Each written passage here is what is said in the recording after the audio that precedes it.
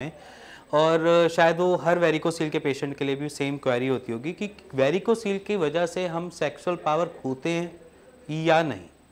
देखो सिंपल सी बात, ये सबके जहन में घूमती रहती है बात। जिनको वेरिकोसील हुआ है वो यही सोचता रहता है कि मेरी पावर जा रही है, सेक्सुअल पावर जा रही है, या फिर उनको ये रहता है कि मैं सेक्स करूँगा तो क्या पता पेन ना हो जाए। तो ये बहुत सारे अलग अलग दिक्कतें हैं जो वेरिकोसील के पेशेंट फेस करते हैं। बट सिंपली मैं आज जो बात कर रहा हूँ वो इसी बारे में बात करूँ कि वेरिकोसील में आप सेक्सुअल पावर खोते हैं या नहीं खोते। मेरे हिसाब से नहीं खोते, क्योंकि वेरिकोसील के बहुत सारे पेशेंट्स होते हैं जिनको कोई भी ऐसे सिम्टम्स नहीं आते हैं जो सेक्सुअली पावर खोने वाले हों।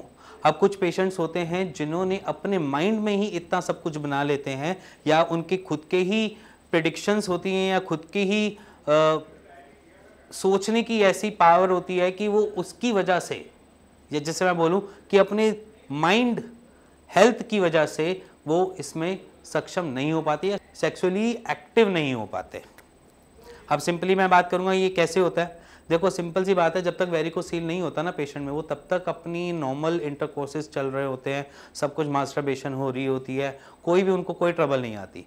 बाय चांस उनको एक पेन होता है, वेरिकोसील के पेशेंट को पेन हुआ, वो डॉक्टर के पास गया, डॉक्टर ने उनको रिकमेंड किया, उन्होंने टेस्ट करवाया, टेस्ट में रिपोर्ट आई वेरिकोसील। अब क्या हुआ, अब उन्होंने वेरिकोसील को रिलेट करना चालू कर दिया अपनी सेक्सुअल पावर के साथ, या जिसे मैं बोलूँ इंटरकोर्स के साथ या मास्टरबेशन के साथ, कि मैंने मास्टरबेशन ज़्यादा करी है जिसकी वजह से मेरे को ये दिक्कत आ गई है।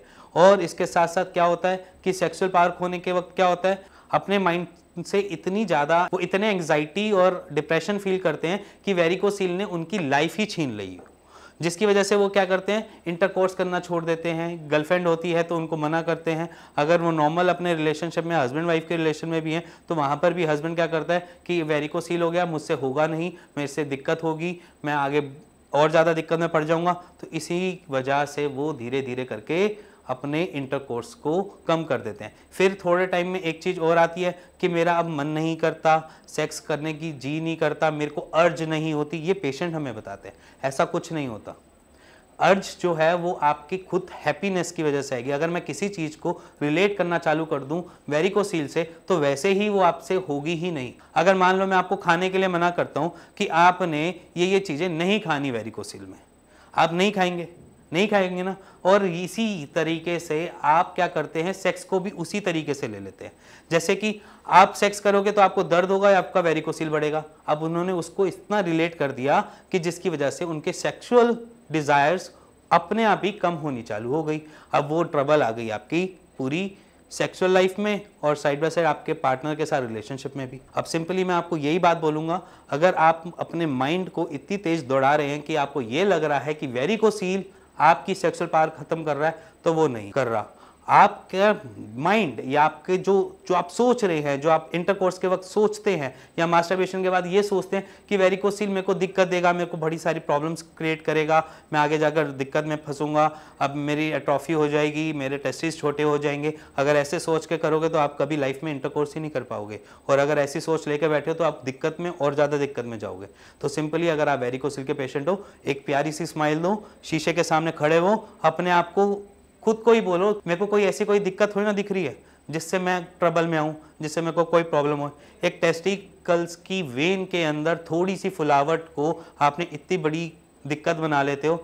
और क्या है इसके पीछे दिक्कत आपके माइंड में भी कैसे कैप्चर होती है उसके बारे में भी बात कर लेता हूँ।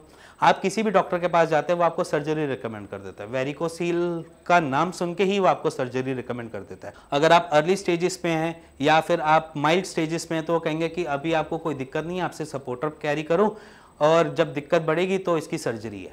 सिंपली इतने लाइट वे में वो आपको कह देते हैं। बट जहाँ पर आप सर्जरी वर्ड सुन लेते हो, जहाँ पर आप एक ऑपरेशन का वर्ड सुन लेते हो, वहाँ पर आपको लगता है कि बहुत मेजर दिक्कत है, क्योंकि सर्जरी को रिलेट ही ऑपरेशन से किया जाता है। बट अगर आप देखा जाए तो बहुत सारे पेशेंट्स हैं जिन्होंने पूरी लाइफ काट ली अपने वेरिकोसील के साथ, बट उनको कुछ नहीं हुआ, उनको पता भी नहीं था कि वेरिकोसील है। कुछ ऐसे पेशेंट्स होते हैं जिनको आज तक पेन नहीं हुआ, बट वो वेरिकोसील में ना उनकी सीमन एनालिसिस की रिपोर्ट कुछ गलत कह रही है, इवन इंटरकोर्स उनके सही चल रहे हैं, उनको ये भी नहीं पता कि उनके साथ कोई दिक्कत भी है। तो सिंपली अगर आप दिक्कत को अपने सर पे बिठाओगे तो वो आपके कंधों पे बैठ के आपको और दबाएगी। अगर आप दिक्कत को बाहर निकाल दोगे या अपने माइंड से ही उस चीज़ को भुलाने की कोशिश करोगे तो वो आपको कुछ भी नहीं कहेगी। सिंपली जो आपका माइंड सोच रहा है उससे वो बाहर निकलो, अपने अंदर पॉजिटिव थिंकिंग लाओ, जिससे अपने वेरिकोसील से लड़ने की पावर आएगी। और अगर आपको वीडियो समझ आई हो, पसंद आई हो, तो प्लीज़ लाइक, शेयर और बेल आइकन दबा दीजिएगा। इसी के साथ साथ मिलेंगे नेक्स्ट वीडियो में नेक्स्ट टॉपिक पे।